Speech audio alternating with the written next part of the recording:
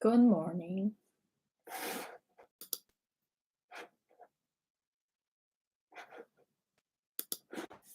Hope this is recording. I think so. Great. All right.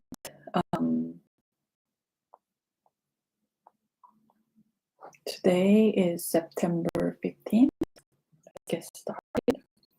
At the same time, given the fact that a lot of people borrowed more than they could afford, the decline in house prices also led to an increase in mortgage delinquencies, people not paying on time, and ultimately the bank taking over the property. That is called a foreclosure. This is page 4.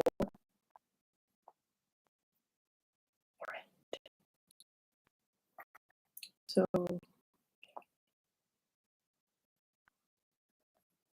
let's start.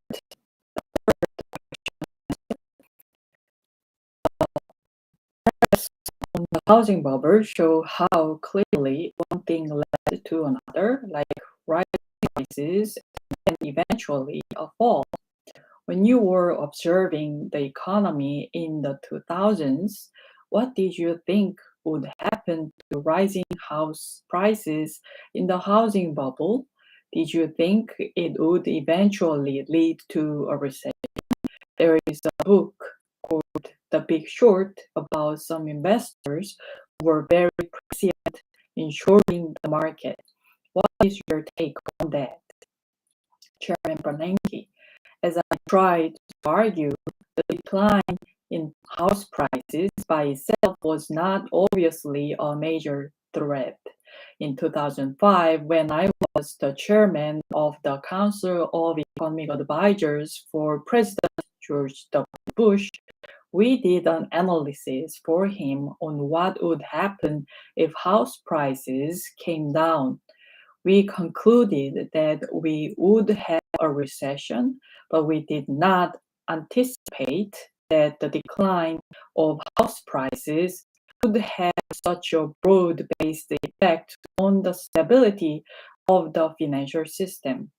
When I became chairman of the Federal Reserve in 2006, house prices were already declining.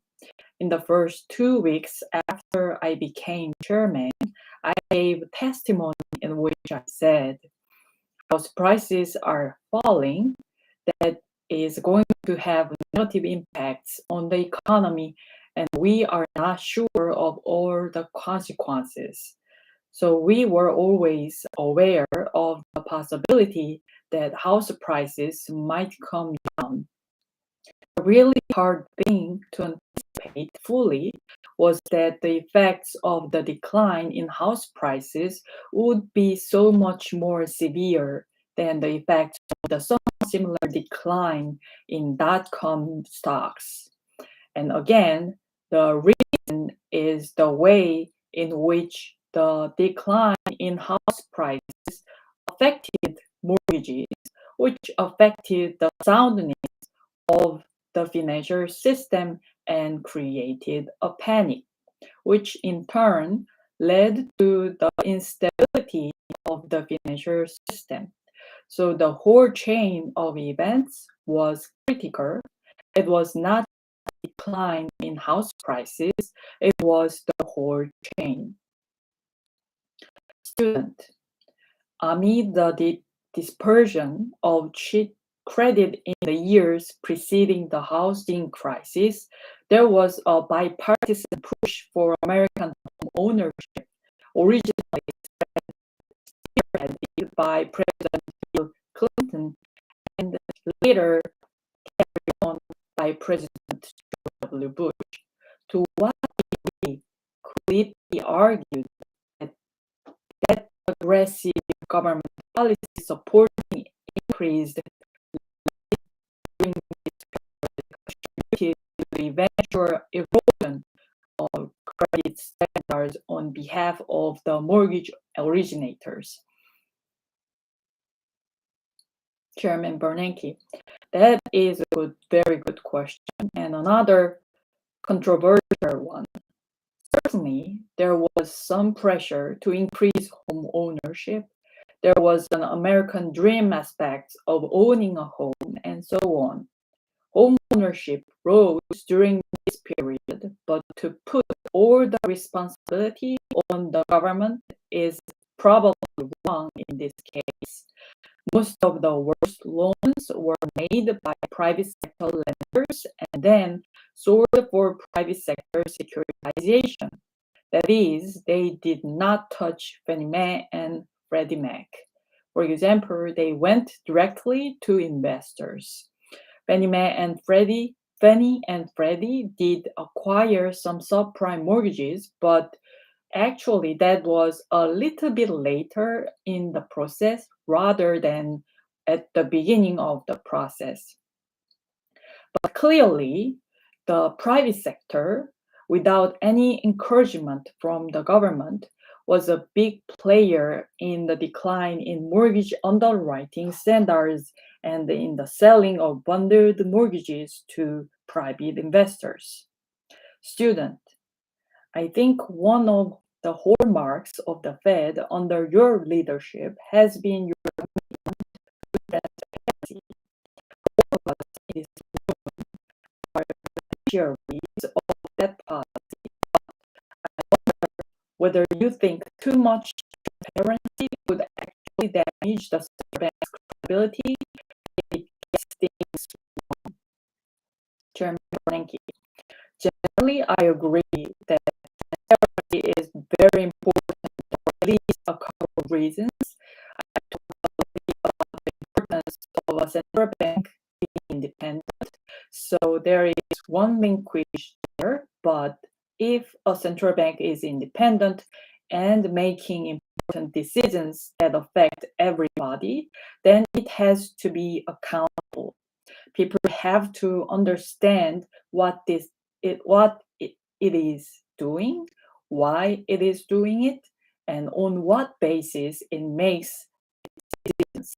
So for accountability, I think it is important for the central bank to be transparent. That's why all the time I give speeches, I have town meetings and other kinds of meetings like this. I give press conferences, and I think it is very important for me to explain what the Fed is doing and why it is doing it. The other reason for the transparency is that over time, there has been increased understanding that most of the time, transparency can make monetary policy work better. So, for example, if the Federal Reserve communicates its future actions will be X or Y and conveys that information to the markets may respond by building those expectations into interest rates, which may have a more powerful effect in the economy. So communication also reduces uncertainty and helps increase the impact of monetary policy in financial markets.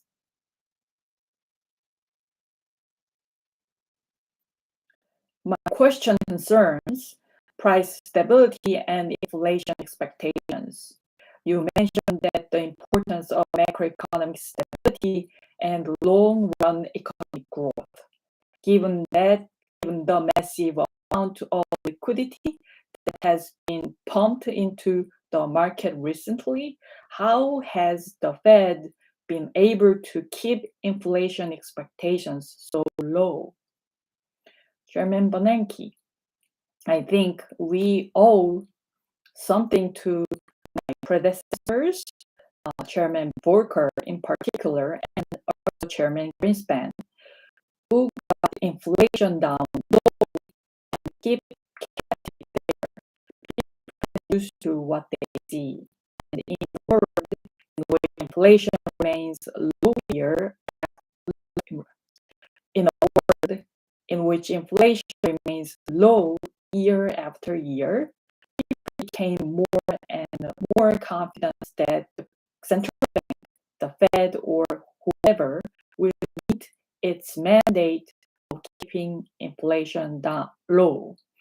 It has been very striking that even though we have had movements in oil prices and other shocks to the economy, deep recession and financial crisis throughout most of the period, inflation expectations have been very well tied down to about the 2% range that the Fed is trying to hit.